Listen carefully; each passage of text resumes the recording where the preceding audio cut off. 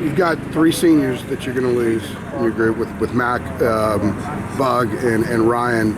As a trio, is this as productive a trio as you've had in one class in your career? I don't think there's any question. Those three guys have done remarkable things here, especially under the circumstances of the uphill battle at times that we had to face. Their resiliency and then their production on the field has been pretty special. How they've progressed and changed with Bug working so hard, Mac working so hard to become more of a possession receiver. We've talked about that a lot. Ryan going over the middle more and just kind of what Bug has done. Have they grown to the point where each of them is going to have a really good chance, you think, at the next level? Well, it's yet to be determined, but in my opinion, I think all three have an opportunity somewhere with some team. They'd be getting a great person, a good teammate, and a guy that's shown that he can make plays in the crunch time. I'm going to ask you about each one of them. Tell me one thing you think that they've progressed in the most during their career here. Start with Bug. Bug probably just overall, came as a basketball player really.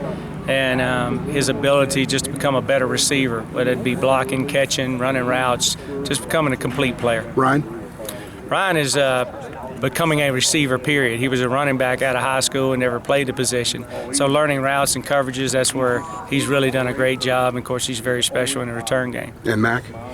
Mac's just a freak. He's a guy who, willing and worked himself into a phenomenal player, and he is a complete player. So he's got unbelievable speed, take the top off, but he worked himself into one that, like you said, can run intermediate routes and kind of do it all. Is Mac practicing at all? No. Okay. He looked pretty good messing around before the state game, by the way. Oh, yeah. The state coaches said the same thing. They were concerned that he didn't play. So I think a lot of people were.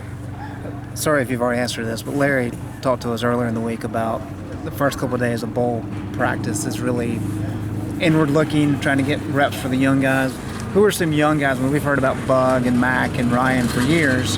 Who are some of the young guys you expect to kind of take a step forward next year? Well, I think some of the guys that made some plays earlier. Thomas Jackson is a guy who, shows to continuous improvement and stability. I think with him in the same type position, Rontavious Toe Groves is a guy that's shown really good flashes, shows explosiveness and things of that nature. And then you've got guys that have played a little bit. Is Anthony Ratliff's growing as a receiver. He's kind of in the same mode that some of the other guys were learning how to play the position.